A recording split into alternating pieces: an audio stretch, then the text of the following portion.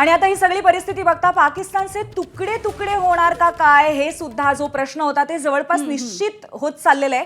पहलगाम हल्ल्यानंतर चौताळलेल्या भारताने पाकिस्तानवरती जम्मू काश्मीर पंजाबच्या बाजूने जोरदार आघाडी उघडली। आपण पाहतोय मॅपच्या माध्यमातून भारताची विमानं ड्रोन्स थेट इस्लामाबादपर्यंत पोहोचली आणि पाकिस्तानची 16 शहरं भारताने अक्षरशः जाळून काढली आहेत। आणि दुसरीकडे बलुचिस्तान भागातनं बलुचिस्ताननेही पाकिस्तान विरोधामध्ये आघाडी उघडली जोरदार।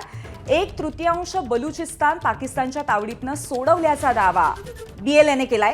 क्वेटा शहरावरती सुद्धा बीएलएने नियंत्रण मिळवलंय असा त्यांचा दावा आहे। आणि तिसरीकडे खैबर पख्तूनवा प्रांतावरती अफगाणिस्तानच्या तालिबानचा तसंच पाकिस्तानातल्या तालिबानचा डोळा कधीपासून आहेच, त्यामुळे भारताने हल्ला केल्यास भारताला साथ देण्याची घोषणा आधीच खैबर पख्तूनवामधल्या फुटीरतावाद्यांनी केलेली आहे। तर कराची बंदरावरती भारताने अरबी समुद्रातनं आघाडी उघडली आहे, त्यामुळे कराचीसह सिंध प्रांताचंही आता काही खरं नाही यामिनी।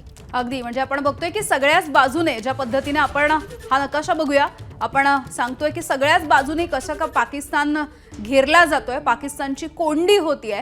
लवकरात लवकर पाकिस्तानला उपरती येईल अशी आशा आपण बाळगूया।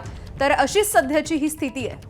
नक्कीच यामिनी। आणि त्याचबरोबर पाकिस्तान अंतर्गत ज्या वेगवेगळ्या घडामोडी ऐकायला येत आहेत की आसिम मुनीर यांना अचानक काढून टाकणं, त्याच्यानंतर त्यांच्या विरोधामध्ये देशद्रोहाचा खटला होण्याची शक्यता आहे, लष्कर प्रमुखांची बदली होणं, या सगळ्या पार्श्वभूमीवरती हे सुद्धा दिसून येत आहे की किती प्रचंड मोठ्या प्रमाणावरती अनरेस्ट आहे पाकिस्तानामध्ये, अस्वस्थता आहे आणि त्यांच्या प्रशासकीय आणि लष्करी संपूर्ण हायरार्कीमध्ये त्यांच्या सिस्टीममध्ये सुद्धा प्रचंड अस्वस्थता आहे।